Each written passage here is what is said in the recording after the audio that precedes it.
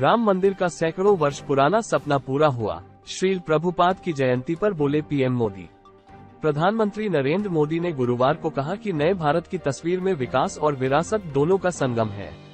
PM Modi ने कहा कि यही तो नए भारत की तस्वीर है, जहां आधुनिकता का स्वागत भी है और अपनी पहचान पर गर्व भी है। प्रधानमंत्री नरेंद्र मोदी ने भारत मंडपम में श्रील प्रभुपाद जी की 150वीं जयंती पर कार्यक्रम को संबोधित किया। इस अवसर पर उन्होंने श्रील प्रभुपाद जी की स्मृति में पोस्टल स्टैंप और स्मारक सिक्का जारी।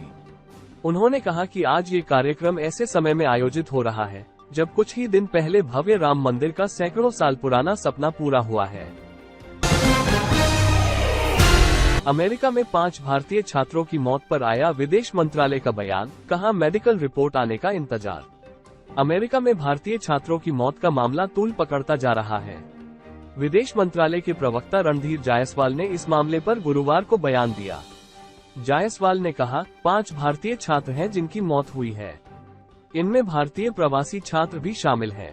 इन 5 में से 2 भारत के नागरिक हैं और बाकी 3 भारतीय मूल के अमेरिकी नागरिक हैं।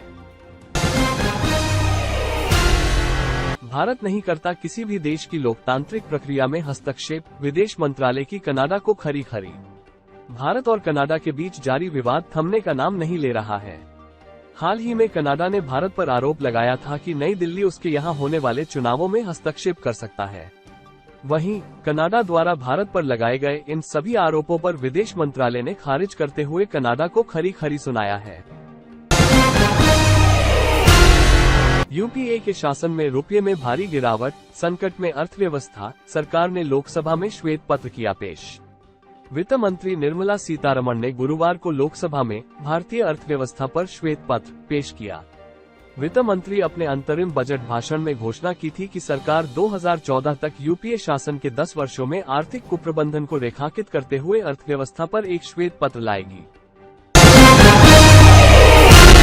पहाड़ों पर बर्फबारी और शीतलहर का डबल अटैक, दिल्ली में भी ठिठुरन वाली ठंड।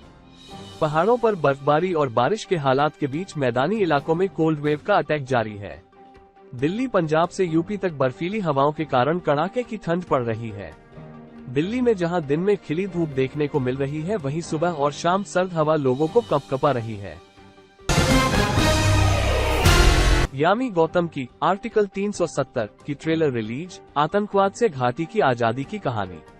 धरती का स्वर्ग कहे जाने वाले कश्मीर से धारा 370 को हटाने जाने की कहानी को फिल्म आर्टिकल 370 में दर्शाया जाएगा। डायरेक्टर आदित्य सुहास जाम्बले की इस मूवी में यामी गौतम लीड रोल में मौजूद हैं। लंबे समय से यामी की इस अपकमिंग फिल्म का नाम लगातार सुर्खियां बटोर रहा है। एमपीसी बैठक के फैसलों का भारतीय करेंसी पर पड़ा असर, डॉलर के मुकाबले रुपया सीमित दायरे में पहुंचा। आज आरबीआई गवर्नर शक्तिकांत दास ने 3 दिवसीय मौद्रिक नीति समीक्षा बैठक में लिए गए फैसलों का ऐलान किया है। इस बार भी रेपो रेट को स्थिर रखने का फैसला लिया गया है। इसका मतलब है कि रेपो रेट 6.5% पर स्थिर है। बाजार बंद होने से पहले जोमेटो ने जारी किया तिमाही नतीजा, तीसरी तिमाही में कंपनी का मुनाफा बढ़ा।